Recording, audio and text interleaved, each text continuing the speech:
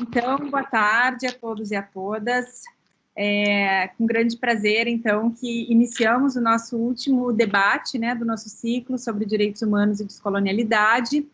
Hoje, então, com a participação da professora doutora Manuela Boatcan e com a presença, né, do nosso ilustre professor, na condição de debatedor, o professor César Augusto Baldi.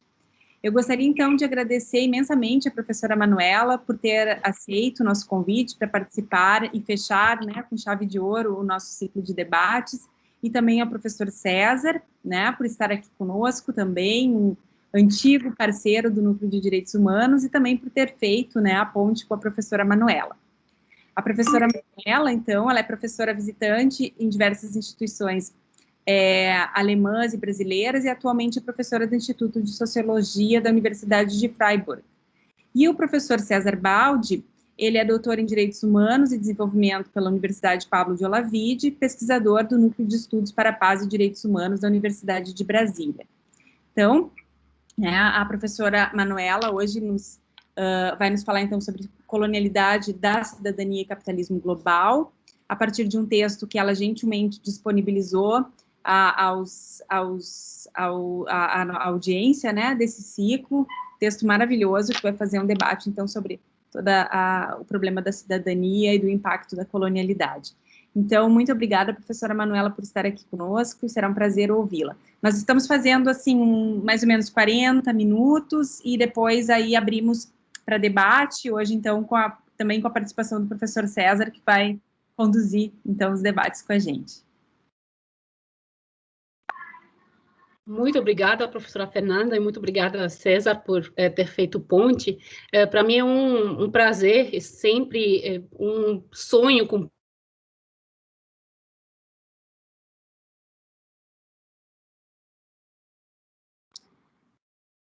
Acho que a professora Manuela caiu. Trancou um pouquinho, professora. Trancou um pouquinho, agora voltou. Tomara que siga assim. Então, sempre um prazer para mim dialogar com o público brasileiro. Então, na hora de ouvir o convite, falei, sim, eu vou. Não é para ir, mas pelo menos é para falar e para dialogar. E também vamos ver se dê para debater mesmo, porque tem umas perguntas que acho que vão ser interessantes para discutir com um público que entende muito e trabalha muito de direitos humanos. Então, o meu tema hoje é a colonialidade da cidadania e o capitalismo global, que é um conjunto de temas que eu venho trabalhando desde faz alguns anos, no contexto de trabalho sobre colonialidade e descolonialidade. Tenho entendido que o público aqui, o grupo do núcleo, já tem conhecimento dos debates em torno ao conceito de colonialidade, então não vou me parar muito nisso em explicar o que é, mas se tiver perguntas, por favor, perguntar em qualquer momento, acho que vai dar para interromper, não é muita coisa formal, não. Então, para mim, é muito importante dialogar e não chegar num ponto final da discussão, porque tenho mais perguntas do que respostas, vamos dizer. Então, o foco da minha fala, na verdade, é analisar como essa instituição de cidadania, então, a comunidade política de cidadãos, como instituição da modernidade, tem não só assegurado a inclusão relativa, inclusão social e política das populações dos Estados-nação do mundo, mas também é uma instituição que assegurou exclusões, muitas exclusões, porque quem foi incluído, na verdade, foram primeiro os cidadãos, os membros das comunidades políticas dos Estados-membros da Europa. E até hoje, essa herança da instituição da cidadania tem efeitos de exclusão no resto do mundo. Então, a mesma instituição moderna, que incluiu as populações dos Estados-nações da Europa excluiu seletivamente populações colonizadas e ou não europeias dos mesmos direitos sociais, políticos, não só ao longo da história, mas até hoje. Então, o que quero fazer é dar uma perspectiva global sobre a instituição da cidadania, não uma perspectiva focada em casos nacionais particulares, mas ver os efeitos de exclusão da cidadania como instituição global. E parece que dá para eu mudar aqui a apresentação. Ah, legal. Então, os principais argumentos da fala, caso eu não chegue no final, serão que a instituição da cidadania se desenvolveu no Ocidente através da exclusão legal e física das populações chamadas, designadas de não europeias, não brancas e não ocidentais, dos direitos cívicos, políticos, sociais e epistêmicos, e que essa exclusão foi, ao mesmo tempo, filtrada adicionalmente através de uma lente de gênero. Vamos ver, talvez, como isso se deu. Também, o segundo argumento, que é a distribuição estrutural dos direitos de cidadania, dos direitos desiguais de cidadania e de gênero, são reproduzidos até hoje através de um duplo padrão, que é um padrão duradouro, a mercantilização da cidadania para investidores ricos, por um lado, e a criminalização e sanções para estados pobres e trabalhadores migrantes que tentem ter acesso aos mesmos direitos. Então, esse duplo padrão é um componente central da modernidade e colonialidade, que é uma realidade conjunta que coexiste, né? A colonialidade coexistindo com a modernidade. Então, tomadas em conjunto, essas dimensões se reforçam mutuamente e provocam o aumento das desigualdades globais, enquanto isso atestam a longa duração da colonialidade responsável pelas exclusões racial e étnica na história da modernidade e, em um nível maior, na colonialidade da cidadania também, num nível particular. Mas, antes de explicar esses argumentos abstratos mais concretamente, um slide sobre a teoria de trás disso e um outro slide sobre a história que levou ao argumento. Dá para entender? A conexão é boa? Tá. Sim, está ótimo. Estamos entendendo bem. Não houve nenhuma falha. Legal, obrigada.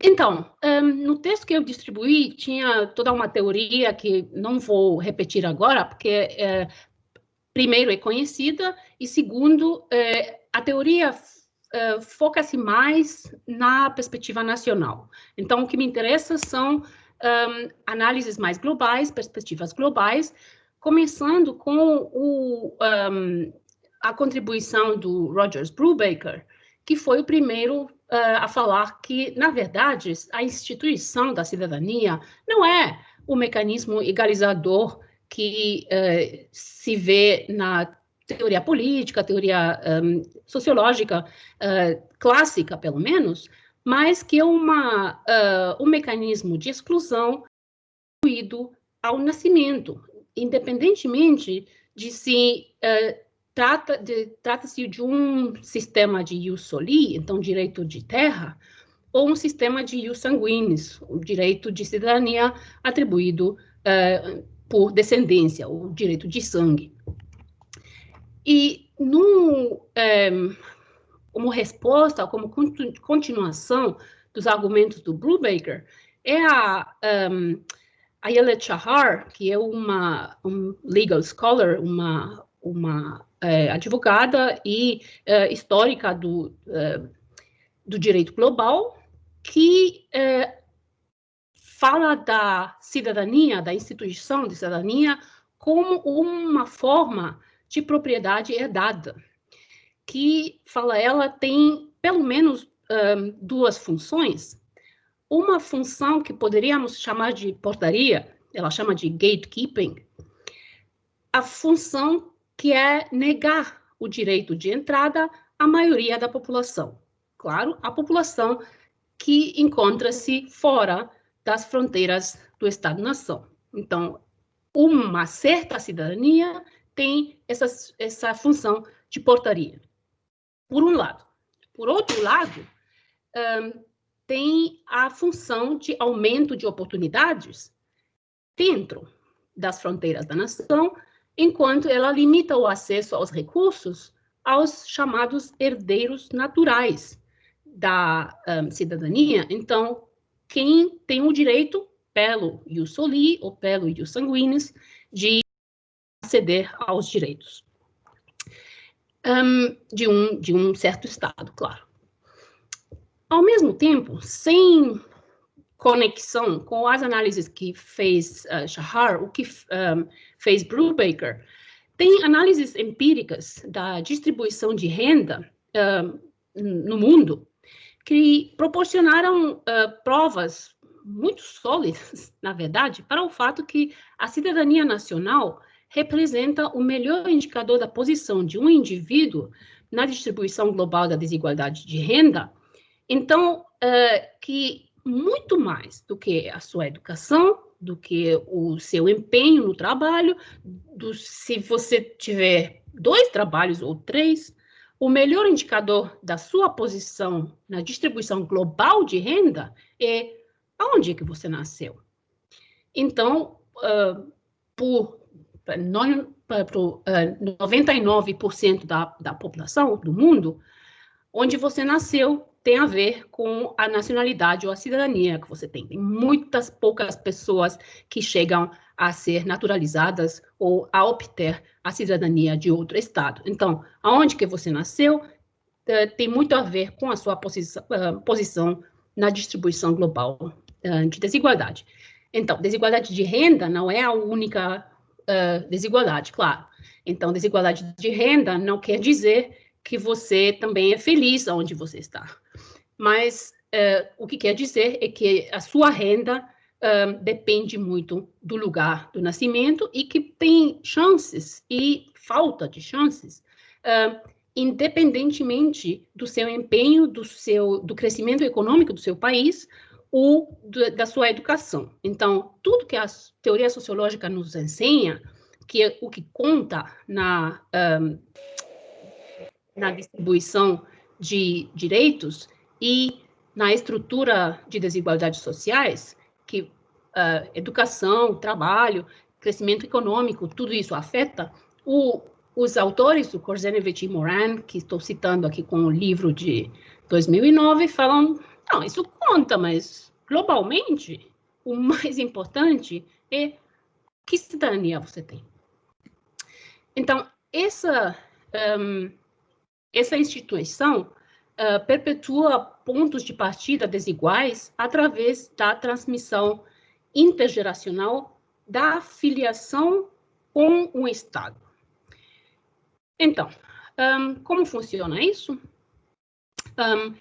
Não vou entrar em muitos detalhes, mas também dá para perguntar em qualquer momento como é que é a distribuição desse ponto de vista das análises empíricas. Agora, para passar para a história dessa instituição, dá para contar um pouco mais. Imediatamente depois da Revolução Francesa, os direitos da cidadania foram concedidos somente aos proprietários homens, brancos, que sabiam ler e escrever. Então, era um tipo de direito muito estrito, ou um grupo muito estrito de pessoas que podiam aceder aos direitos. Então, a capacidade dessas pessoas, os homens brancos proprietários de terra, normalmente, propriedade não era qualquer coisa, era terra, primeiramente, a capacidade deles de pagar impostos e tributo militar, então, de contribuir para a manutenção da ordem social, foi o que lhe qualificava como cidadãos ativos, que é a linguagem da Constituição depois da Revolução Francesa. Então, ao mesmo tempo, mulheres chamados estrangeiros e crianças foram, pelo mesmo direito, definidos como cidadãos passivos, porque eles não contribuíam à manutenção ativa da ordem social, então foram negados todos esses direitos. No caso das mulheres brancas da Europa Ocidental, isso foi considerado uma provisão temporária. Então, poderia, ou também foi ser remediada por medidas educacionais adicionais. A Constituição Francesa de 1793 estendeu a cidadania ativa a todos os homens adultos, não necessariamente aos proprietários, e isto deixou as mulheres a derivar sua pertença à comunidade social a partir de sua relação com os homens. Então, era uma cidadania derivada, não era a cidadania ativa. Não. Com essa história inicial da distribuição de direitos cidadãos, estamos ainda na França continental. Nós temos que lembrar que, na hora da Revolução Francesa, a França era e permaneceu por muito tempo depois o Império. Então, a pergunta de direitos distribuídos às populações da França nas colônias francesas ficou aberta, não era o mesmo mecanismo de distribuição. Então, na verdade, o critério de distribuição de cidadania, que era a propriedade e a alfabetização no início, no caso da França continental, ficou muito diferente no Haiti, que na hora da Revolução Francesa ainda era a colônia, chamava-se Saint-Domingue, Santo Domingo. Lá, a Revolução dos escravizados resultou na abolição da escravidão em 1794, mas até lá, as provisões da Constituição Francesa foram diferentes do contexto continental. Então, para Santo Domingo, antes do Santo Domingo virar Haiti e virar independente, a raça prevaleceu sobre a propriedade como critério para a concessão da cidadania. Como nem todos os brancos eram proprietários, mas relativamente muitos chamados mulatos eram livres, a Assembleia Colonial incluiu os brancos no direito de voto, mesmo antes que isso fosse realizado na França continental. Então, brancos que não tinham propriedade, em Santo Domingo, podiam ser cidadãos. Mas o debate gerou na Assembleia Colonial da França que quem não era branco não era parte da nação, então não podia ser membro da comunidade política. O argumento utilizado tanto pelos plantadores brancos como pelos pobres brancos de Santo Domingo no final do século XVIII era que escravizado e mulato livre, mesmo sem livre, não faziam parte da nação, por isso que não podiam tornar-se cidadãos. Por que isso é importante? Não só que os critérios utilizados nas colônias da França, no momento da Revolução, no momento que fala-se que a democratização de direitos iniciou na Europa, no mesmo momento iniciou-se uma exclusão e não um movimento para direitos universais, como normalmente é entendido o momento da Revolução Francesa, mas um momento de particularismos seletivos que excluíam no mesmo tempo que algumas populações estavam sendo incluídas. Então, pensando sobre a cidadania desde uma perspectiva global, o que vemos é que a cidadania moderna tem outra função que só inclusão. Então,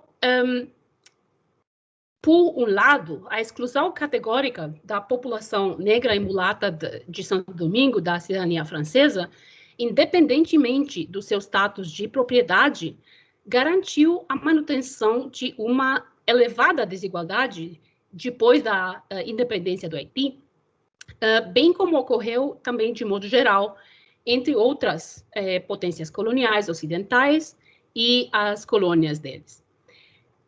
Desse modo, torna-se claro que o que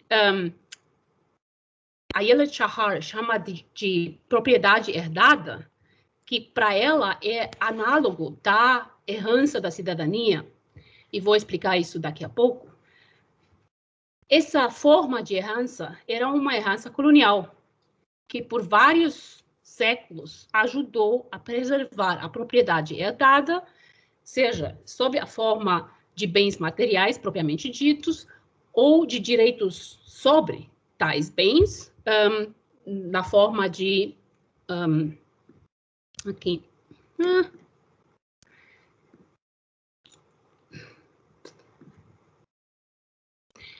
O slide desapareceu, mas vai aparecer em algum momento, espero.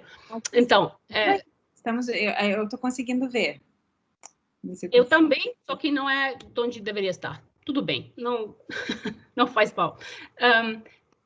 Vou chegar na definição das colonialidades da cidadania e aí eu volto a esse argumento. Mas a ideia era que a propriedade como forma de propriedade colonial foi uma propriedade herdada sob a forma de bens materiais. Então, a ideia que a cidadania francesa dava direitos aos recursos dentro das fronteiras do Estado-nação francês, dava direito também aos recursos expropriados das colônias, mas restringia o acesso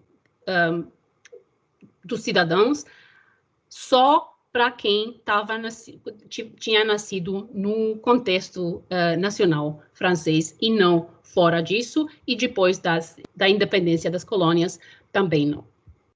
Então, o que é interessante é que essa forma de propriedade herdada se transmite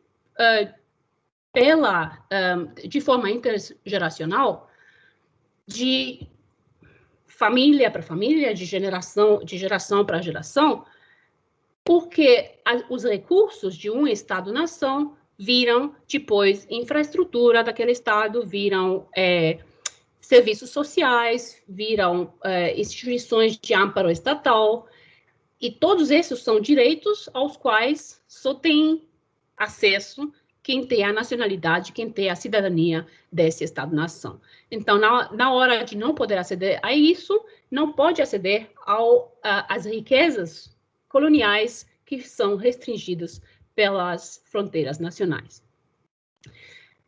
O que me gerou interesse nesse tema, que inicialmente não era minha, eu comecei por me interessar por desigualdades globais, geralmente, mas cidadania não era o ponto principal, foi que esse vínculo entre propriedade e cidadania se mantém até hoje. Porque, inicialmente, depois da Revolução Francesa, tudo bem, propriedade era importante, mas depois não era mais importante. Podemos esquecer? Não podemos. Porque, até hoje, a aquisição de propriedade é uma forma de adquirir a cidadania de um Estado-nação rico, e é algo que se tornou mais claro na Europa cada vez depois da crise financeira de 2008. E é isso que quis mostrar com esse exemplo lá da Grécia, que eu descobri em 2012, 2013, por todos os jornais, tinha propaganda de algum programa de obter residência ou cidadania de algum estado europeu do sul ou do leste da Europa, que oferecia a possibilidade para investidores ricos normalmente, de obter uma autorização de residência com investimento mínimo ou a possibilidade de, depois do investimento, aguardar 5 anos para depois receber a cidadania. Por exemplo, da Grécia. Então, um dos cartazes era isso aqui.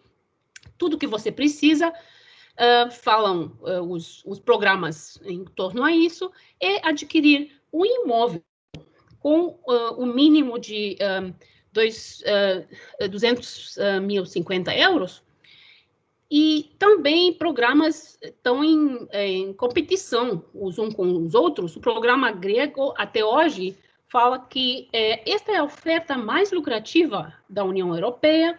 Por exemplo, uma autorização de residência espanhola lhe fixará novamente em 500.000 euros. Em Chipre, você pagaria a partir de 300.000 euros. Em Malta, ainda mais. Em Monaco, mais de 1 milhão de euros. Como impossível? Não era só isso. Também em 2012, isso ainda era uma novidade. Então, a segunda coisa que vi foi num jornal britânico, por acaso, no avião, lendo a prensa, falando que Hungria está vendendo passaporte europeu por financiar a sua dívida com o Banco Mundial. Então, buscando refinanciamento de uma dívida de bilhões de dólares, o esquema de cidadania da Hungria exigiu que a dívida emitisse chamados títulos de residência especiais para estrangeiros. Se você tinha pelo menos 1/4 de 1 milhão de euros, então, a mesma coisa, 250.000 euros ou 200.000 libras, você poderia não só receber a residência na Hungria, mas também tratamento preferencial de imigração, então poder se tornar cidadão depois de 5 anos, mais ou menos. No mesmo tempo, tinha uma crítica conservadora muito forte por deputados do partido Tory, que falaram, por exemplo, Priti Patel, uma deputada do Partido Conservador, falou: esse é um abuso chocante da adesão à União Europeia por parte do governo húngaro, e destaca uma das muitas falhas na União Europeia e na forma como ela funciona. Esta política pode representar desafios significativos para a União Europeia quando se trata de políticas de imigração, sociais e econômicas, e pouco fará para restaurar qualquer confiança na União Europeia junto ao público britânico. Agora, pensando nessa crítica no ano 2020, é óbvio que essas críticas são feitas em termos muito semelhantes aos dos discursos que levou ao Brexit. Não podemos confiar da União Europeia, é um abuso, só nós que temos as regras mais estritas e esses aqui estão abusando. Mas estão abusando de quê exatamente? O problema não era que a Hungria estava dando residência ou cidadania a investidores. O problema era que no momento de virar residente ou cidadão de um país europeu, qualquer investidor tem a possibilidade de permanecer na União Europeia em qualquer dos países, de trabalhar em qualquer dos países e como também de virar deputado da União Europeia, porque é cidadão. Então, o que é exatamente a cidadania por investimento? Também chama-se de cidadania econômica, é um tipo de procedimento de naturalização facilitado, que não é novo, tem procedimentos desse tipo desde faz muito tempo, a lógica dele sempre é econômica, um Estado precisa de investidores para, por algumas medidas, não tem que ser uma dívida muito grande, como no caso da Hungria, mas tem várias possibilidades para obter a cidadania por investimento, e o mais comum é um investimento com um requisito de residência. Então, você tem uma soma de dinheiro, mas você precisa morar no território daquele estado por 6 meses por ano, por um ano cada 2 anos, uma coisa assim. Por exemplo, isso é prática bem estabelecida no Reino Unido, nos Estados Unidos, no Canadá, na Bélgica e na Austrália. O que é novo nessa discussão, e nos casos da também Hungria e Grécia, é que esses são programas que não têm exigência de residência. Então, para obter a residência ou cidadania, você nem tem que pisar no território nenhuma vez. Você paga e recebe a residência ou o passaporte mesmo. Então, não só foi esse tipo de cidadania implementado no Caribe primeiro, em St. Kitts and Nevis, depois da independência do Reino Unido, em 84, mas também em Dominica, em 93. Só que depois da crise financeira de 2008, foi criado de novo no modelo caribenho, também em países europeus do sul e do leste da Europa, principalmente Hungria, Malta, Grécia, Letônia, Bulgária e Chipre.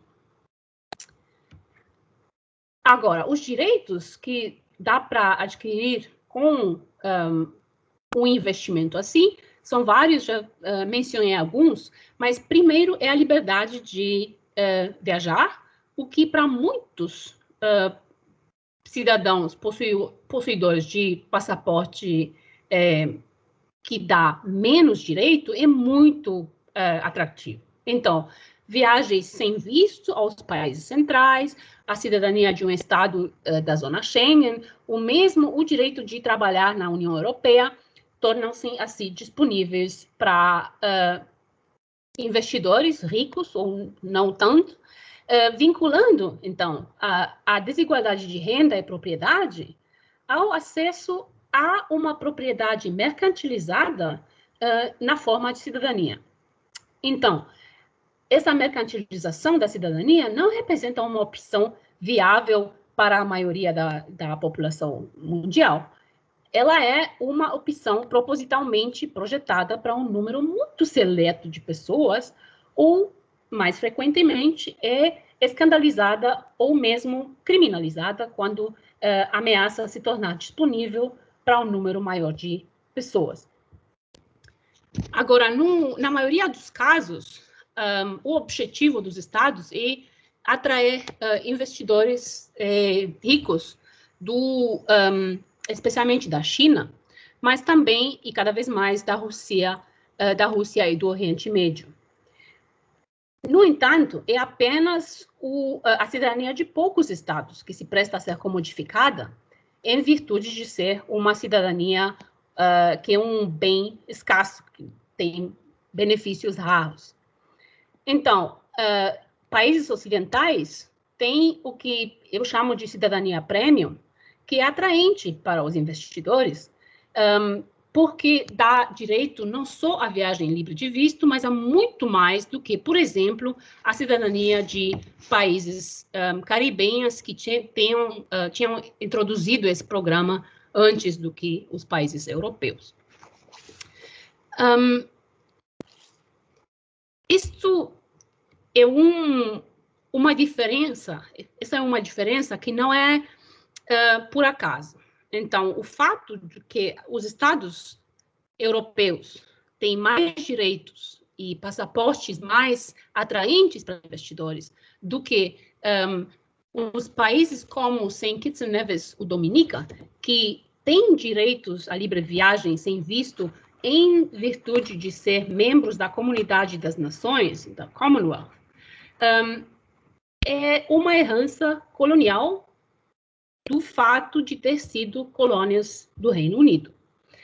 Então, isso dificilmente se compara com os direitos decorrentes da cidadania da União Europeia.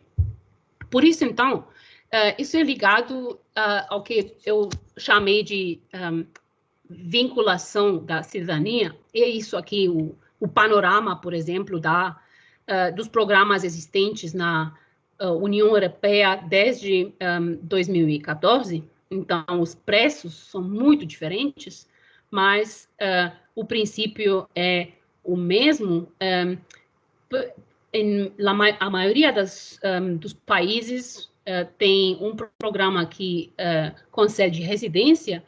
Alguns têm, como Bulgária, Chipre, e ainda mais que se adicionaram nos últimos anos, tem uma mistura de cidadania e residência, e só 2 países têm diretamente uma possibilidade de investir em cidadania e obter um passaporte de mais ou menos um dia para outro, e isso é a Malta e a Áustria, que não se considera há muito tempo, mas que é um caso particular que podemos também debater. Tudo isso é ligado a o que chamei de herança colonial da cidadania e que não sei bem como traduzir. Falei com a professora Fernanda disso um pouco antes, porque o termo em inglês que a Ayelet Shahar usa para analogia entre cidadania e propriedade é entail of property. Falei com várias pessoas, perguntei para advogados, amigos do Brasil, que têm muito mais conhecimento legal do que eu, conhecimento jurídico, mas parece que o termo não é muito comum. Então, alguém me sugeriu que o que o termo de entail of property sugere, o que faz, é a incomunicabilidade da propriedade. Não é muito atraente, não, mas acho que é correto, porque o que ele fala é que, para restringir a propriedade só para os membros de uma família, inicialmente, então, para manter o direito do seu filho de não ter que passar a casa para outra pessoa na próxima geração, a regra é a incomunicabilidade da propriedade fora dos membros designados. O princípio que a Ayelet Shahar identifica para a cidadania é que ela faz a mesma coisa. Os direitos derivados dos Estados-nações da Europa no período colonial são uma garantia de que os recursos não vão passar para populações que não têm cidadania europeia, porque eles são bens passados intergeracionalmente de uma geração de cidadãos para os outros. Independentemente de se é um direito de sangue ou direito de terra. Se você não nasceu na França, mala sorte, né? Você não pode aceder muito dificilmente só à cidadania francesa. Então, essa incomunicabilidade da propriedade tem a ver com o que eu chamo da colonialidade da cidadania. A preservação da propriedade herdada sob a forma de bens materiais e direitos sobre bens, sobre amparo estatal, serviços sociais, nas mãos das pessoas racialmente, etnicamente, geopoliticamente designadas como herdeiros da empresa colonial ocidental, é o que faz que cidadania não seja um mecanismo de distribuição de direitos iguais ou um pouco desiguais, mas é um mecanismo de reprodução das desigualdades globais desde a época colonial. Neste ponto de vista, neste contexto, a União Europeia, até hoje, contém 8 dos 10 países de todo o mundo cujos cidadãos têm a maior liberdade de viajar sem visto, o que parece não ser muita coisa, especialmente em período onde todo mundo não viaja muito neste ano, mas normalmente é um privilégio que é muito atraente, especialmente, mas não só, para investidores. Também a União Europeia, como instituição, é o herdeiro histórico dos estados coloniais ocidentais, que são estados cujos bens coloniais, cujas colônias, cobriam quase metade da superfície habitada no território não europeu até os anos 30. E até hoje, a União Europeia controla 28 dos 58 bens coloniais no resto do mundo. Muitos deles no Caribe, outros no Oceano Indiano e outros em várias partes do mundo mais espalhados.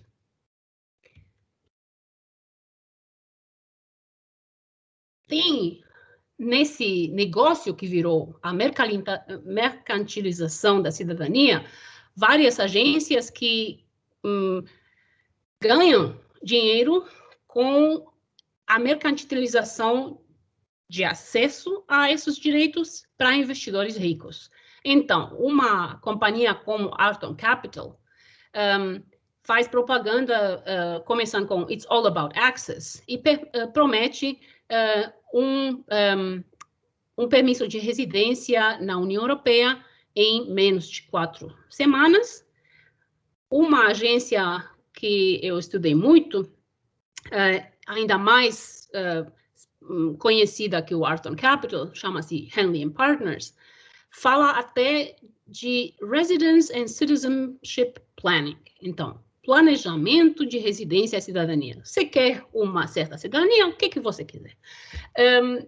Eles fazem não só um índice de restrição de visto de todos os países do mundo cada ano, mas também organizam festas para investidores para fazer propaganda dos novos programas que tem para obter cidadania e residência, e também aconselham você, são primeiramente advogados, que aconselham, agora, que cidadania você tem? Se tiver uma que tem o direito de, um estado que tem dupla cidadania, a possibilidade de ter dupla cidadania, então, nós aconselhamos pedir esse tipo de residência, senão, você poderia, dependendo do objetivo de ter um segundo passaporte, maior liberdade de viajar, proteção diplomática, um contexto político difícil do seu país de nascimento, que você quer evitar, você não quer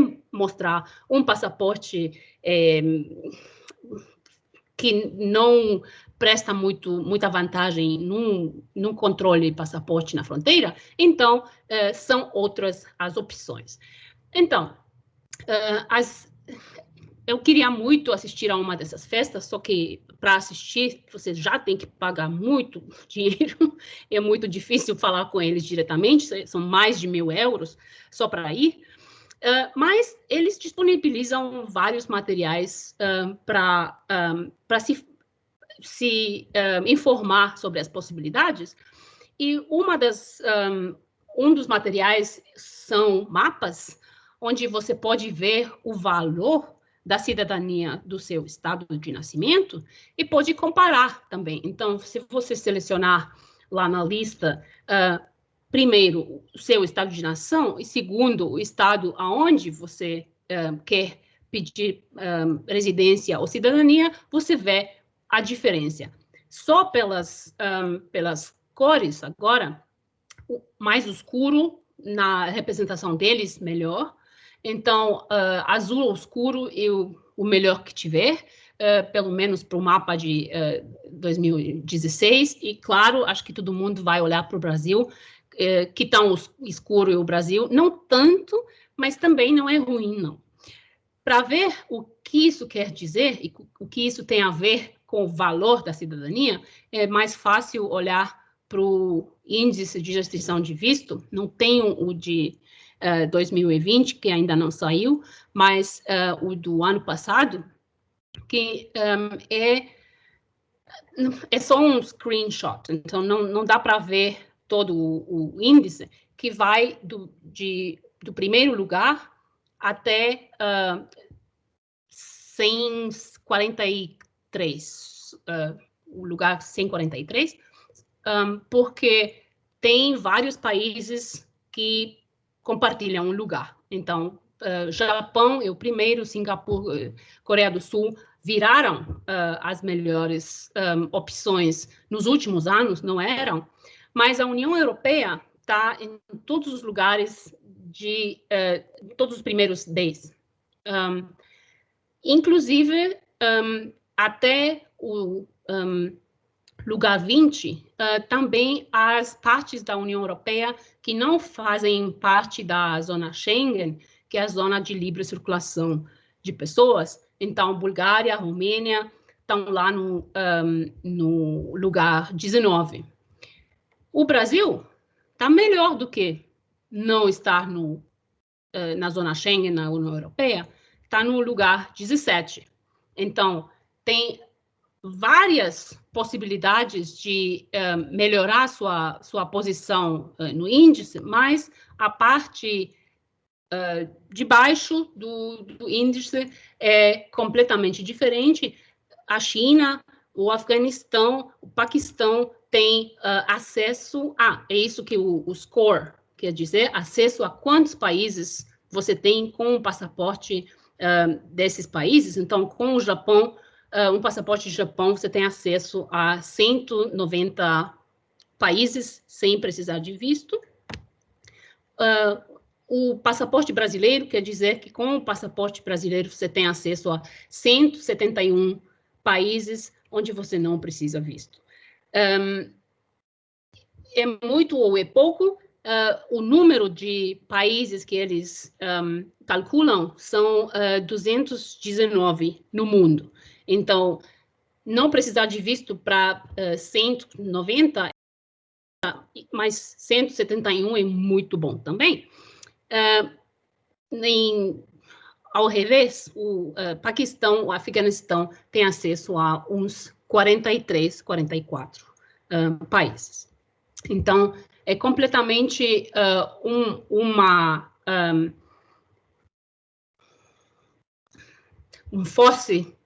uma grande divisão entre as possibilidades de mobilidade de uns cidadãos em comparação com os outros.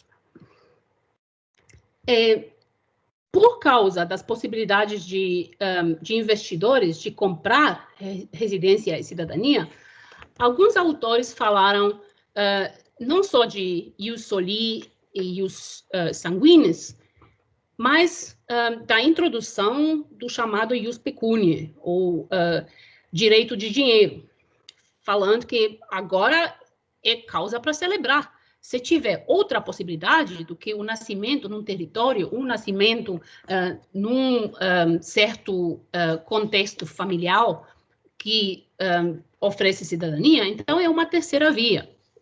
Só que não é. Como já falei, esse tipo de cidadania por investimento é só uma opção para alguns poucos, que, ao mesmo tempo, é criminalizada e escandalizada quando tem a tendência de se tornar amplamente disponível. Se vê isso nos intentos da União Europeia de censurar o programa de Montenegro. Montenegro não é parte da União Europeia, mas quis também começar um programa de cidadania por investimento. Se falou que se começar, então não vai poder negociar com a União Europeia para entrar na União. A crítica conservadora que se fez à Hungria ou Chipre, e também o que me interessa mais é a investigação criminal do comércio ilegalizado de passaportes, mas também de acesso a esses direitos. Então, o que é importante aqui é que um aumento da desigualdade mundial está sendo acompanhado por um aumento na mercantilização da cidadania. Então, ao mesmo tempo que para investidores ricos, é possível adquirir esses direitos pagando para refugiado ou migrante de um estado que tem acesso a muito poucos territórios, sem visto, sem processos burocráticos, é criminalizado, escandalizado e, na verdade, finalmente bloqueado. Sei que o tempo está acabando, então vou por um exemplo que vai interessar, talvez, o público brasileiro. Também a compra de cidadania vira opção em outros tipos de arranjos e também foi utilizado por brasileiros, mesmo o passaporte brasileiro sendo com várias vantagens em comparação global.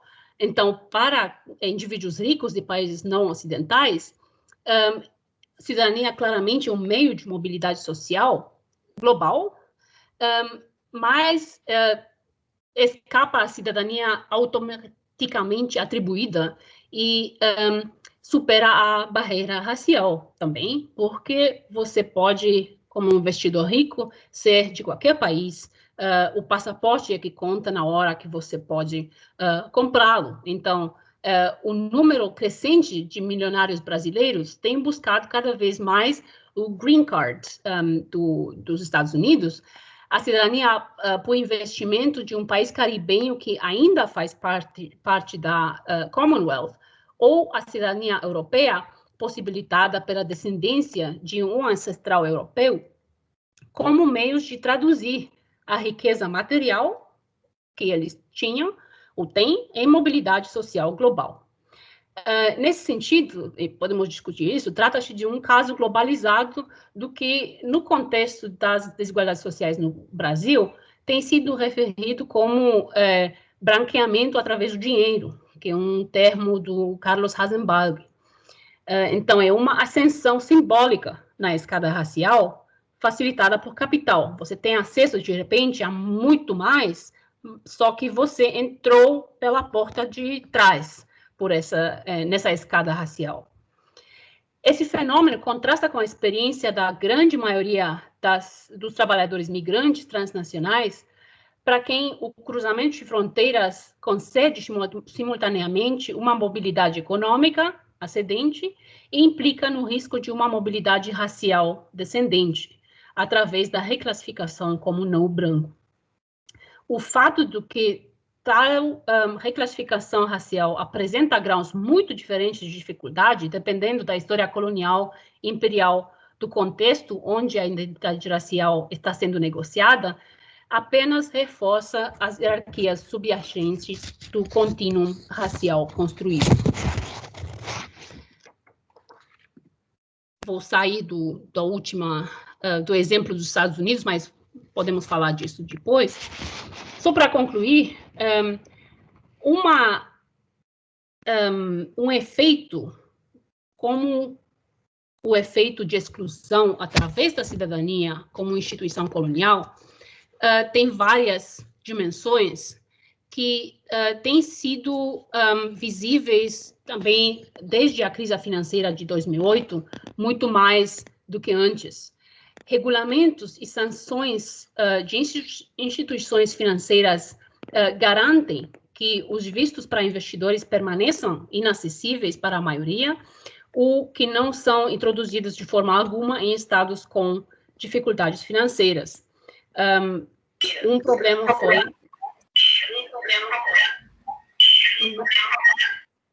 Tem um eco lá? Ok. Ao mesmo tempo, medidas de austeridade transformam mais bens estatais em mercadorias, beneficiando bancos, credores e estados centrais ocidentais. Por exemplo, depois que a Grécia concordou em privatizar cerca de 50 bilhões de euros em propriedade e infraestrutura, como forma de levantar dinheiro para seus credores em 2010, mas falhou, a Grécia enfrentou a perspectiva de ter que leiloar ilhas gregas, reservas naturais ou mesmo ruínas antigas, sob os termos do resgate pela União Europeia em 2015. Uma possibilidade que foi interpretada como uma venda da história por consultores do Ministério Grego de Trabalho e Previdência Social.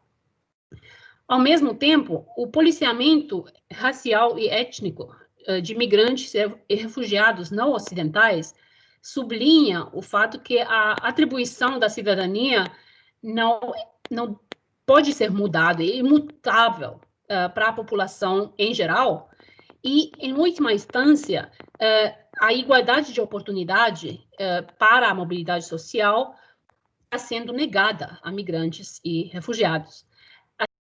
A cidadania não é apenas um mecanismo central para a manutenção das desigualdades globais num sistema capitalista mundial, mas também um mecanismo com base no qual sua reprodução no presente pós-colonial, ou seja, sua colonialidade, está sendo decretada.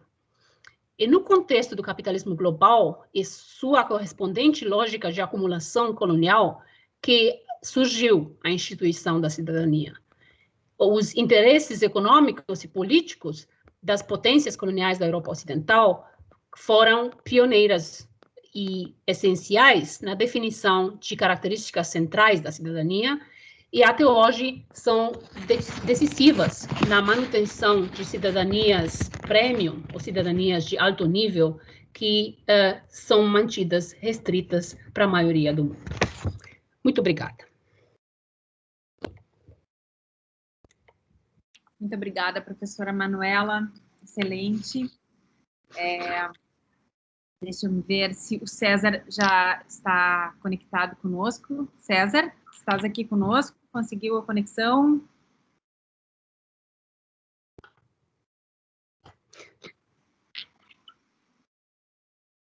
Bom, então, enquanto o César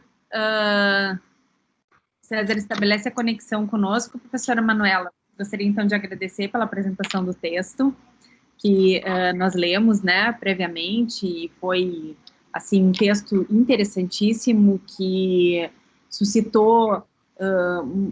Vou tentar por aqui. Melhorou? Melhorou. Tá dando aqui? Tá dando para ouvir. Até para ver? Bom. Dá pra te...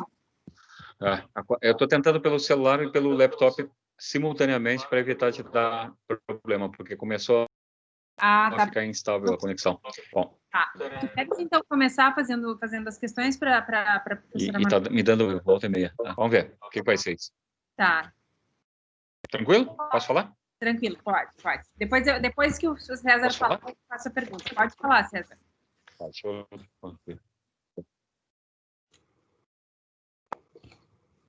Sim. Belezinha. Bom, Manuela, tudo bem? Bom te ver de novo, né? A gente já se viu 2 vezes esse ano, as 2 vezes pela internet, as 2 vezes no debate. O interessante é o seguinte, tanto esse caso quanto o anterior, eles têm conexões, né? Na outra vez, você analisou a questão das Europas desconhecidas e a questão do Caribe, e o Caribe aparece aí de novo, né? Na questão ali dos vistos para os brasileiros entrarem nos Estados Unidos, apareceu essa questão, né? E também quando você, no texto, quando você cita também algumas situações, tipo os processos de migração e os DCs mais pobres ou mais ricos, né? E a possibilidade de eventualmente ascensão, isso aparece no texto, né? de ascensão para as pessoas que vão da Guatemala, Bolívia e sobe quando vão para a Argentina ou para o México, e eventualmente os brasileiros quando vão para Portugal e para a Espanha ou para os Estados Unidos e tal. Isso também apareceu. Outra coisa que me chamou a atenção é, de novo, a questão, obviamente, a questão colonial, né? Ela aparece na questão dos vistos, ela aparece ali em São Cristóvão e Neves também, por conta das facilidades. Na realidade, eles foram, até certo ponto, o laboratório, né, para essa cidadania por investimento, né? E também esses resquícios da cidadania. No texto você cita que esse ranking ali, as ex-colônias ou protetorados, eles aparecem todos numa nota de rodapé de novo, né? Isso é bem interessante de salientar. Mas assim como aqueles que, mesmo que se separaram nos últimos tempos, como você dá o exemplo, acho que de São Cristóvão e Neves e Dominica, eu acho que é, de Dominica, que a independência foi em 78 e 83, quer dizer, eles utilizam o fato de serem parte da Commonwealth para ser um benefício para a questão de cidadania e para aceder a outros processos, né?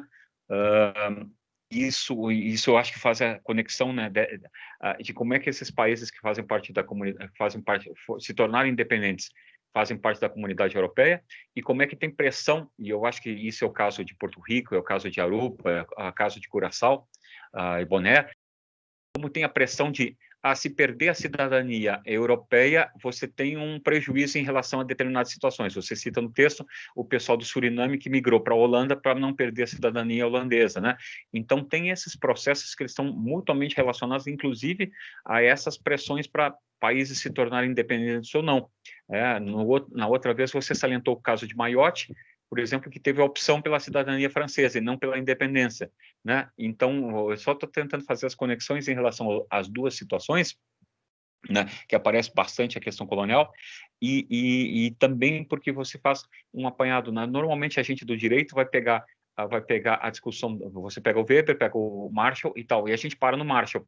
Você pegou autores e autoras que não aparecem na discussão da cidadania, normalmente, pelo menos para o pessoal do direito, que fica sempre naquela história do jus soli e jus sanguinis, quando a prática já alterou e a gente não está vendo essa prática repercutir nos livros e nos ensinos que, inclusive, a gente faz de direito e de ciência política, né? Como essa questão colonial também visibiliza imaginário que a gente passa reproduzindo quando ele não corresponde à realidade. E outra coisa que é muito interessante, que aparece várias coisas que são interessantes, né? O seu trabalho sempre é interessante, né? Eu sou uma pessoa que sempre elogia isso aí. Outras coisas que aparecem, muita bibliografia romena, né? Ou húngara, alguma que estão fora do mainstream no geral, né? E você cita também os casos ali da São Cristóvão e Neves, com a questão do açúcar e como é que vai sendo alterado, ou como é que vão sendo alteradas essas questões todas das cidadanias, e cita, no caso específico nosso, aqueles casos das migrações do pessoal do Brasil para o Green Card dos Estados Unidos, da cidadania por investimento em país caribenho, que faz parte da Commonwealth, ou a cidadania europeia, né? Um monte de gente que pediu cidadania italiana, espanhola, de Liechtenstein, portuguesa e por aí vai, né? Deixa eu ver se tinha mais alguma coisa que eu fui salientando. Tem tanta coisa, tem a caso da Bielorrússia, tem a caso da Suazilândia, as restrições de vistos, meu Deus do céu, tem tanta coisa que a gente não tem ideia que acontece, né? Você, de novo, trazendo as Europas desconhecidas para nós, né, permanentemente, né? E associando tudo isso com a questão colonial. Eu acho isso um ponto muito importante, porque a gente gosta de trabalhar as questões de colonialidade dentro daquelas coisas absolutamente chavões. E você pega a questão da cidadania, você pega a construção da comunidade europeia, você mostra, por exemplo, o caso da Moldávia, de que passa a ser... Não, só um pouquinho, você vai expandir a cidadania europeia pela Moldávia, porque você pega os romenos e amplia, mas você mostra que, simultaneamente, a Europa Central expede muito mais visto de cidadania do que os Balcãs, que eles passam criticando. Quer dizer, como é que, de novo, os Balcãs e o leste se associa como uma Europa diferente em relação à Europa Central, o que você mostrou no outro trabalho? Não sei, é mais apontamentos inicialmente, assim. Eu lembrei de um outro caso, quando eu fui na Argentina uma vez, e tinha muito chinês, e eu estranhei em 10 anos muito chinês. E daí eu descobri que a Argentina facilitava o visto para os Estados Unidos, então existia, sei lá, dois anos de residência. Os chineses iam para a Argentina, ficavam 2 anos, não precisavam falar, não precisavam falar espanhol ou qualquer língua similar, aí ficavam os 2 anos e pediam visto para os Estados Unidos para poder comercializar. Aí, no final do governo Menem, proibiu.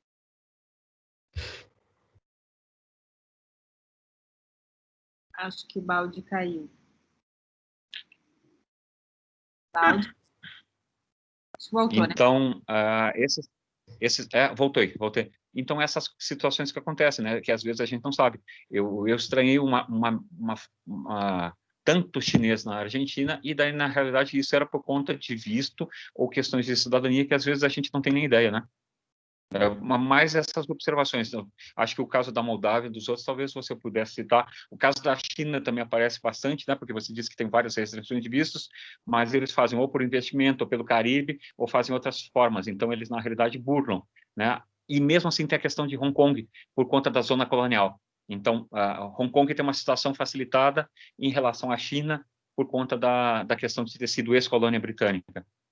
Estou salientando outros pontos que aparecem no teu texto e que eu acho que estão bem conectados com a questão colonial. Não sei o que você está pensando. Muito obrigada, César, pois era esse exatamente o ponto. Era na verdade, um ponto metodológico mais do que outra coisa, porque o que fazemos geralmente, falando da cidadania, é comparar vários regimes, e inclusive o Brubaker, que eu citei no texto, fez suas observações mais interessantes sobre cidadania como uma forma de exclusão global, num livro que, na verdade, comparava a cidadania, a instituição de cidadania na França com a Alemanha, para comparar os tipos ideais de cidadania de ius soli e de ius sanguinis. Então, eu queria sair desse olhar nacional e ver quais as conexões, não só globalmente, mas historicamente também, porque não podemos dar conta da situação global hoje sem ter uma ideia da trajetória histórica, não só de países, não só de políticas, mas também de instituições como a cidadania. E quando se você ainda estiver, ressalta o caso do Caribe, para mim, é o mais fascinante, porque numa região bastante pequena, mas muito variada, temos, na verdade, o microcosmo da globalização. Porque o Caribe ainda tem 14 territórios colonizados, não independentes. Não se fala colônia, se fala qualquer tipo de eufemismo no discurso político, mas o que são colônias. Então, menos de 14, são 13 ou 12, dependendo de como a gente conta, 2 países no Caribe independente.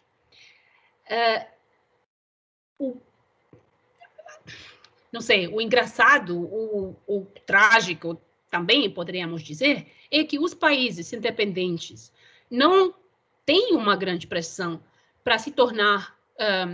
não, os países dependentes, então os países colonizados, não têm muita pressão para se tornar independentes pela questão da cidadania.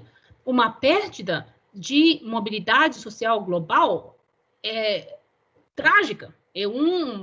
Para um país pequeno, para uma ilha, é ainda mais problemático, porque se você puder viajar na sua região sem problemas, é um ponto, mas se você está aislado, isolado, num regime onde só o Estado do qual você se independizou reconhece a sua independência e ninguém outro, então você não vai poder se mover. Então, isso é um risco que foi muito bem reconhecido pelos países que se viraram independentes nos 70, como o Suriname. Né? Ao mesmo tempo, os países que viraram independentes, a maioria deles agora no Caribe, vendem direitos cidadãos. A maioria deles são ex-colônias do Reino Unido, por isso que podem vender qualquer coisa, porque se independizar da Holanda não tem outro império colonial, não. Então, são só o São Cristóvão e Neves, a Dominica, que tem essa possibilidade e que valorizam essa possibilidade. Ao mesmo tempo, o discurso... então, essa foi a imagem do Caribe. Quem não é independente não quer virar. Quem é independente vende cidadania. E quem não quer virar independente é também por causa da cidadania. Ou isso é, pelo menos, um fator importantíssimo. Saindo do Caribe, vemos outros programas, por exemplo, na Europa, por exemplo, o programa de Moldávia, que argumenta por competição, que fala, vão comprando a nossa cidadania, que é mais barata do que São Cristóvão e Neves.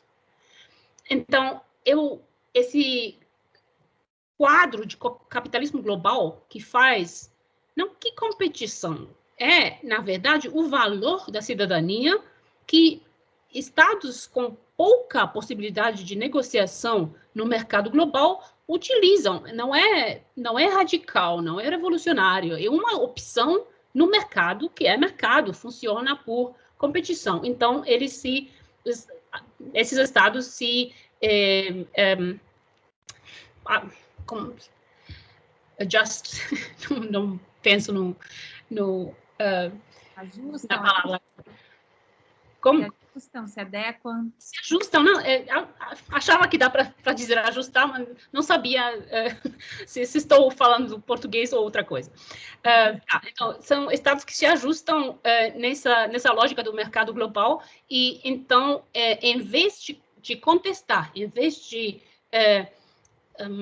se contrapor a uma lógica de acumulação global capitalista, elas entram nessa lógica e mobilizam a competição como um meio de ressaltar a própria posição um pouquinho. Mas isso vai permanecer numa situação de explotação dos mais fortes para os mais fracos. Não sei se respondeu a alguns dos seus pontos, César, mas a ideia era essas conexões globais que normalmente não fazemos se ficarmos só olhando no nacional, nas vantagens de uma cidadania em comparação com outra, as vantagens do Ius Soli com o Ius Sanguinis. Sim, Manuela. E outra coisa que é muito presente no teu trabalho é a conexão simultaneamente com a discussão da colonialidade e a discussão do sistema mundo moderno, né? Sistema mundo colonial moderno. Então, você está sempre preocupado com a questão da longue durée, né? Valercianiana, brodeliana e essa conexão colonial. Então, por isso que... Tanto que o artigo que foi publicado em português, o primeiro, que é aquele, também fala da longue durée, né? Então, é um ponto muito forte. Então, você faz essas conexões e tem feito muito bem essas conexões da questão da Europa, das várias Europas, da questão colonial. E, de novo, você salientou, né, que a Europa tem 28 das 58 colônias existentes e, consequentemente, ela também manipula essas relações também, né, com essas cidadanias em relação a isso, né? Tanto os protetorados que não querem se emancipar e se tornar independentes porque eles pedem vantagens comparativas, né? Imagina, se você tem entre os 10 lugares, 8 dos 10 lugares que tem menos restrições de vistos, é óbvio que isso também impede a mesma situação de Porto Rico com os Estados Unidos, impede um movimento de secessão, exceto se negociar alguma vantagem de cidadania ou de não mobilização, né? Então, é mais por conta disso que eu tinha feito as observações. O caso da Moldávia ali e do Caribe me pareceram muito evidentes, de novo, dessas conexões, tanto da Europa com as ex-colônias, quanto da Europa, de novo, com a questão dos Balcãs e essa relação tensa dos Balcãs com a questão da antiga União Soviética. Me parece que essas questões que você já tinha trabalhado com a questão da Transilvânia, me parece que, de novo, elas estão evidentes nesse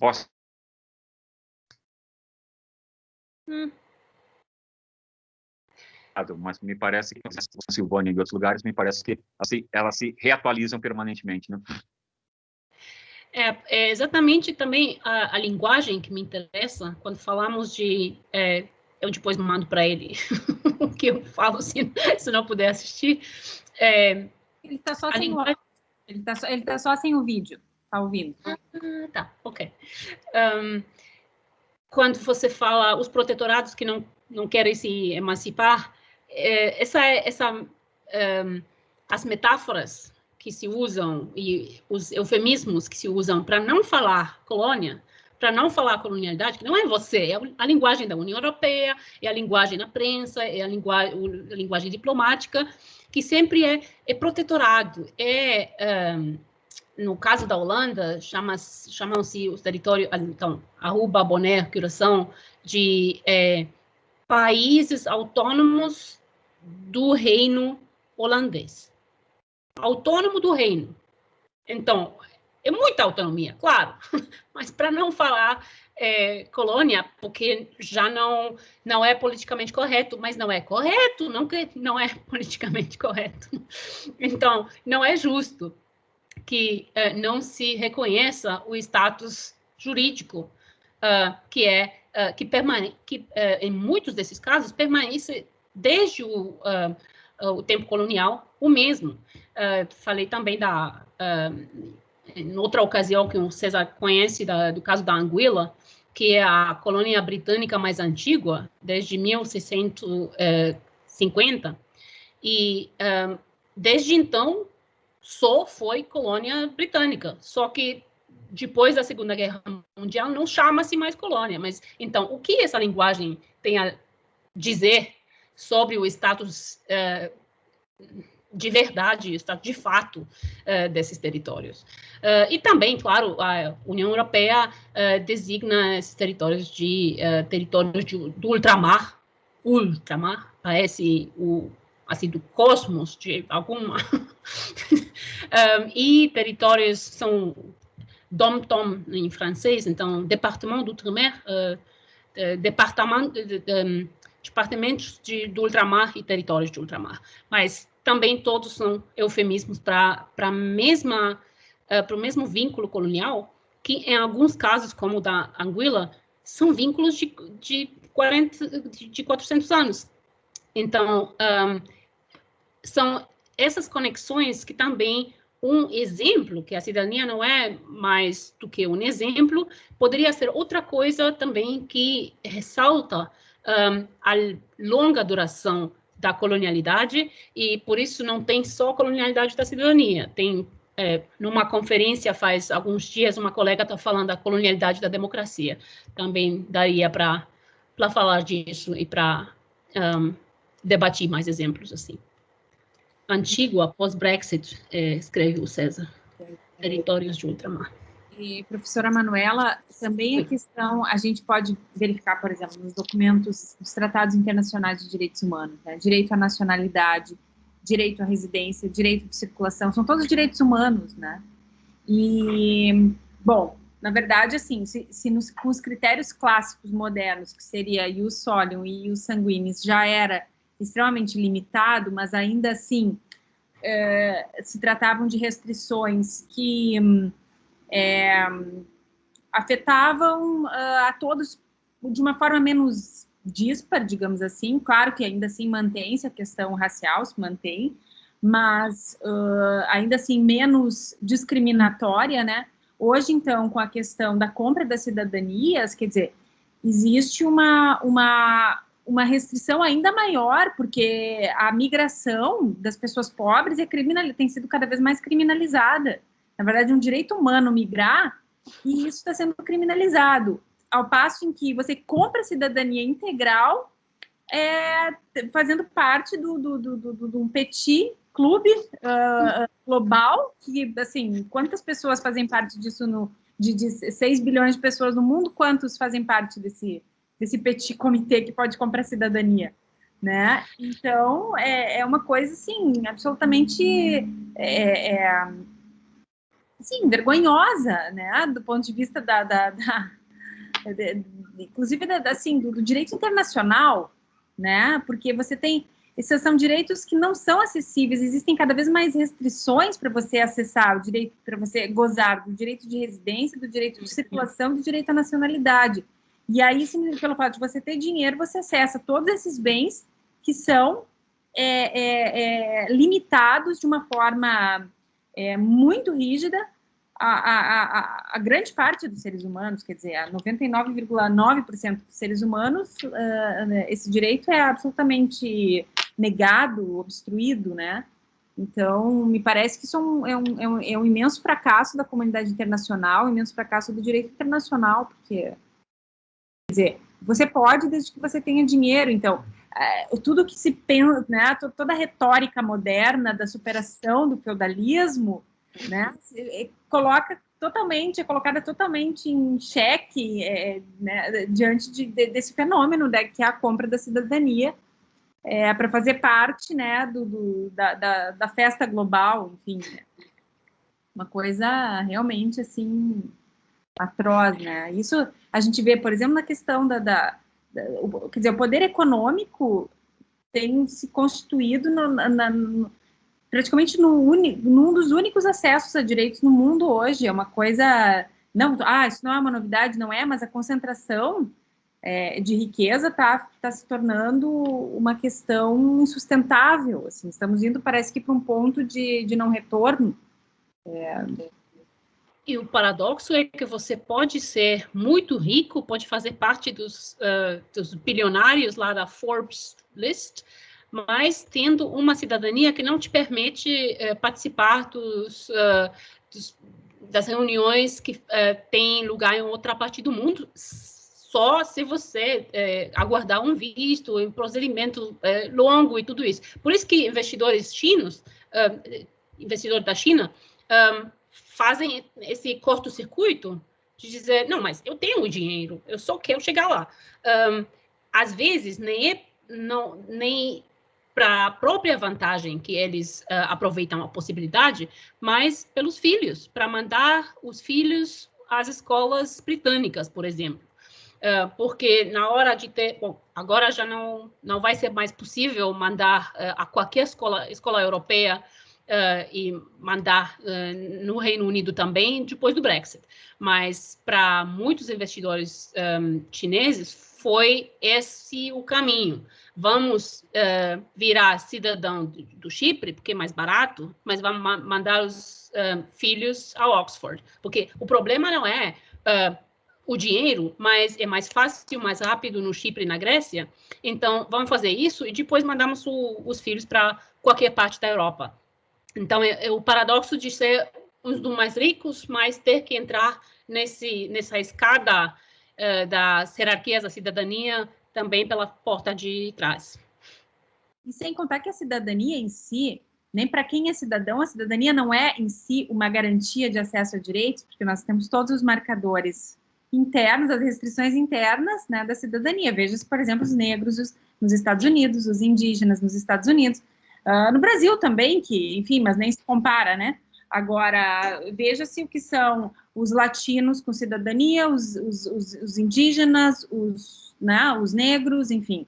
Ainda assim, né, você ter a cidadania não é garantia de acesso a direitos ou de igualdade e de pleno exercício dos seus direitos dentro de um país, mesmo sendo um país central. Né? A colonialidade também opera internamente como forma de restringir aquilo que a cidadania deveria entregar e não entrega, né? Então... Claro, muito dessas hierarquias se reproduziram ainda. É um conceito extremamente interessante, assim, de ser discutido, de ser debatido na ciência política, porque a cidadania é pensada como uma panaceia, né? Bom, você é cidadão, você tem direitos. E não é, né? Também. É exatamente o ponto que você ressaltou da cidadania como parte do feudalismo ainda, como parte da lógica feudal, que é o que a Shahar ressaltou com o conceito dela, que ainda não sei, falam como incomunicabilidade da propriedade, vamos ficar com isso? É correto? Ou...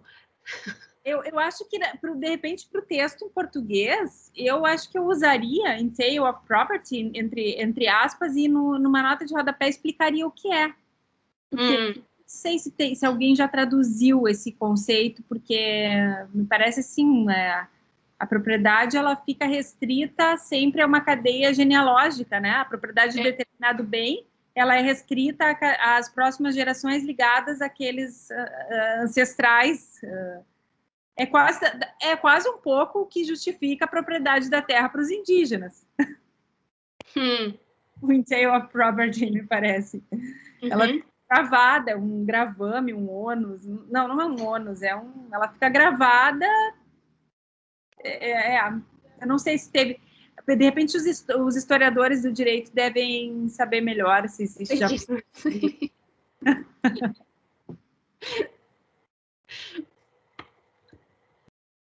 Muito bem. Temos mais alguma pergunta para a professora Manuela? Deixa eu ver, acho que tem... Alex, tu estás com a mão levantada? Sim, prof. Eu queria fazer 2 perguntas rapidamente. Vocês me ouvem bem? Sim. A primeira pergunta, professora Manuela, seria no sentido assim, como a senhora, se e como, né, de que maneira a senhora vê essa questão da mercantilização da cidadania como uma obstrução, né, como um impeditivo para que outros modelos de cidadania, né, sobretudo pensando aqui desde o pensamento colonial, modelos interculturais de cidadania possam ser considerados, né, até que ponto essa mercantilização ela não é um obstáculo, ela não impede, né, que se dispute, né, uma outra cidadania. E a segunda pergunta que eu gostaria de fazer é se a senhora acredita que dentro da União Europeia, como ela está concebida hoje, né, com suas características, suas contradições, é possível a gente pensar num modelo de cidadania não capitalista, não colonial. Será que dentro da União Europeia a gente consegue refletir? Será que tem espaço para isso dentro da União Europeia hoje? Essas seriam minhas perguntas. Muito obrigado. Muito obrigada, Alex. Muito boas as perguntas, e acho que são vinculadas as duas, porque, claro que o tipo de cidadania colonial que temos hoje é um obstáculo para qualquer outro modelo que não seja uma herança colonial em si, e para qualquer modelo radical que oferece mais direitos para populações, como a cidadania indígena na Bolívia, que foi proposta como um outro tipo de conceber cidadania, que reflete sobre o conceito de cidadania mesmo, e não faz uma pequena mudança para depois deixar o princípio intacto, né? Então, é um obstáculo e é concebido como uma instituição, na verdade, falando com Foucault, uma instituição total.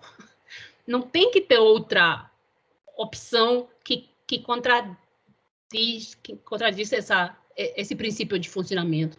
Então, acho que dentro do capitalismo não vai ter uma outra forma de cidadania paralela com o mesmo grau de reconhecimento, nem na União Europeia, nem em outro lugar. Também a Shahar foi, não só perguntada, mas ela também analisou as opções. Então, depois de escrever um livro sobre cidadania como propriedade herdada, ela pensou nas possibilidades. E a possibilidade dela era de colocar um imposto por cidadania em função do passado colonial de cada país, como uma forma de redistribuição, como uma forma de reparações, na verdade, por um passado colonial, por ter acumulado recursos das colônias.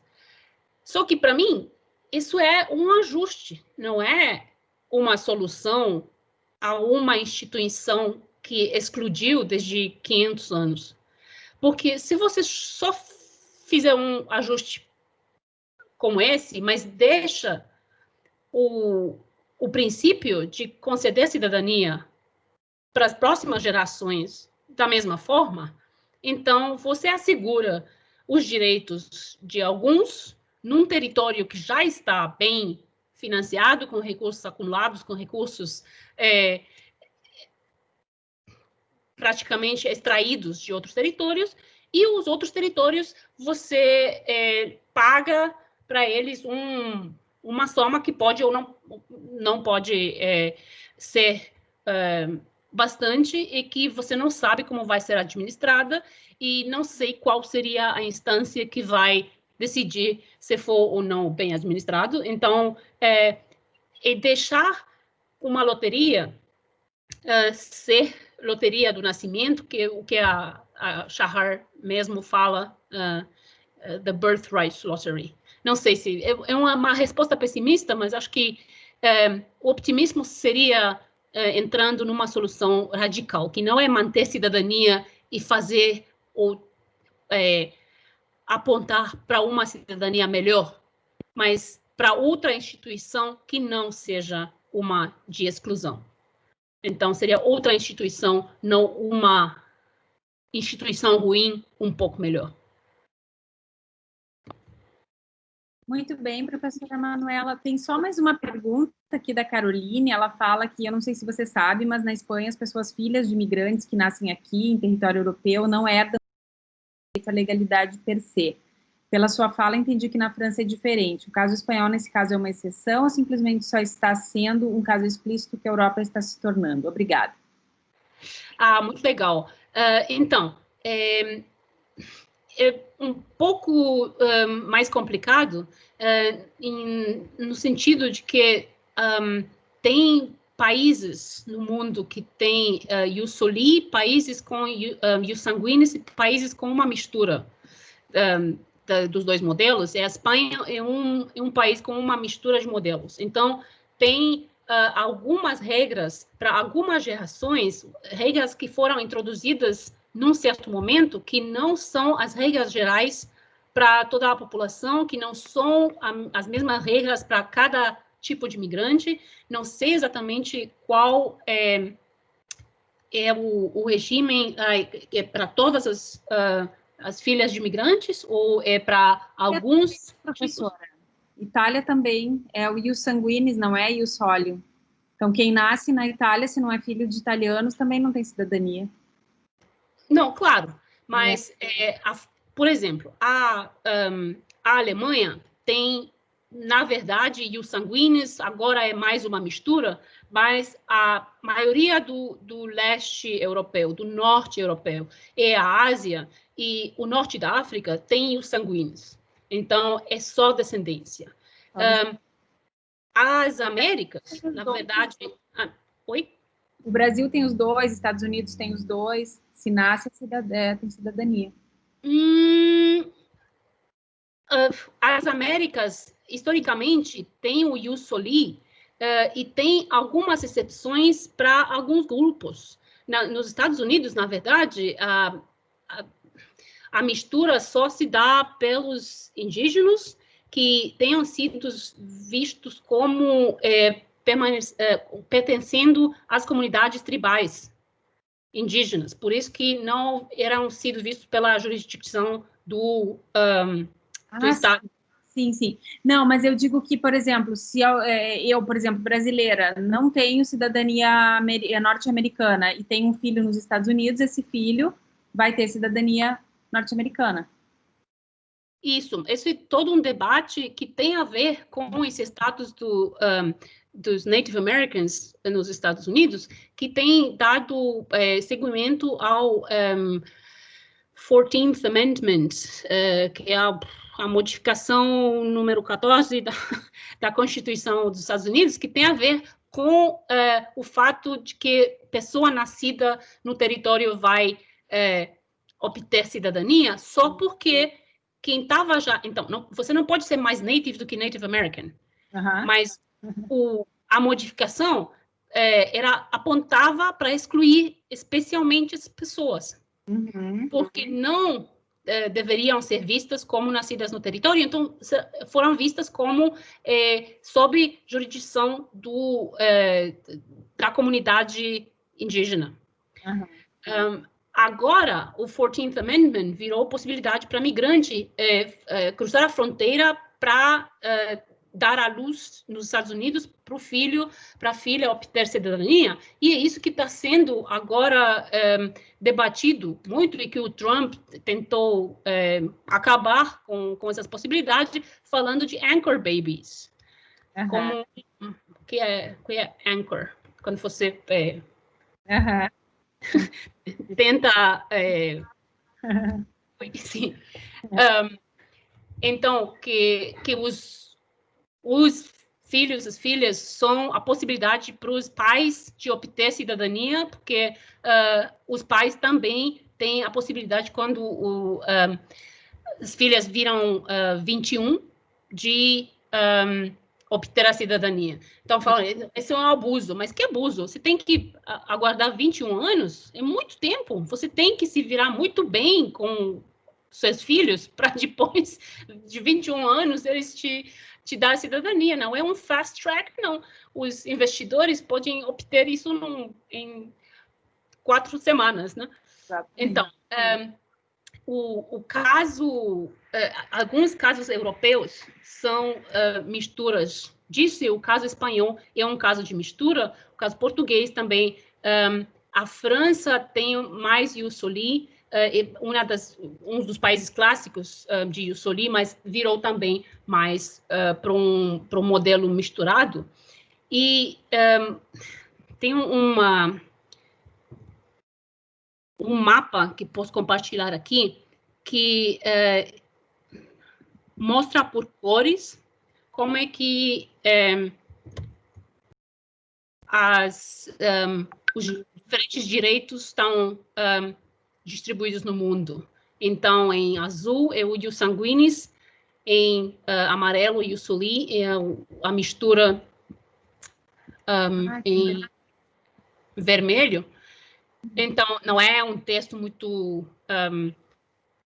detalhado, não é um texto acadêmico também, mas o que deixa claro é que a Europa adotou o ius sanguíneo principalmente depois das grandes imigrações dos séculos passados, e o ius soli foi criado para dar reconhecimento aos que estavam indo para as Américas, incluindo o Brasil. Então, é uma distribuição que tem tudo a ver com o passado colonial. Passado colonial, exatamente. Era uma ideia de sair da autoridade das monarquias europeias e ter um direito cidadão pelo nascimento num território, não por uma descendência de uma família nobre. Exatamente. Muito bem, professora Manuela. Excelente essa discussão. Fechamos com chave de ouro, né? Trabalhando a questão da cidadania, do Estado-nação e da influência da colonialidade, né? Sobretudo nesse âmbito. Então, eu agradeço muito, muito mesmo a sua presença aqui. Agradeço a presença dos nossos convidados, do César, que também iniciou o debate. E deixo, então, registrado aqui, né, mais uma vez, que todos os encontros desse ciclo de debate estão disponíveis no canal do YouTube, né, do Núcleo de Direitos Humanos, e foi uma experiência muito bacana, desse semestre, que nós, então, aproveitando as vantagens, uma das únicas vantagens dessa pandemia, né, acabamos, ao invés de fazer as leituras internas dos textos, eu e os alunos, né, e nós abrimos, então, para a comunidade externa e convidamos, então, os autores com os quais nós dialogamos mais para virem, então, apresentar os textos e conversar com a gente. Então, foi realmente muito, muito bacana essa experiência. Eu te agradeço, né, por ter feito parte disso aqui conosco. Eu que agradeço com para a Fernanda, para o César, para todo mundo que assistiu e que fez pergunta também. Sempre é um prazer poder falar para quem já tem o contexto de ter lido e trabalhar a colonialidade e entrar diretamente numa exposição de um caso especial, em vez de se justificar por que é colonialidade e por que é importante falar disso, e será que é mesmo assim? Mas é um público que está convencido das bases teóricas, é muito mais fácil depois dialogar concretamente. Então, agradeço muito. Então, tá bem. E vamos, então, manter contato, se possível, e para uma próxima vinda presencial aí ao Brasil e à Unicinos. Seria ótimo. Muito obrigada. Tá, vocês estão feito o convite. Agora é só nós criarmos aí a oportunidade e as possibilidades, né? Então, tá legal. Abraço a todos e a todas. Uma boa tarde. Abração, César.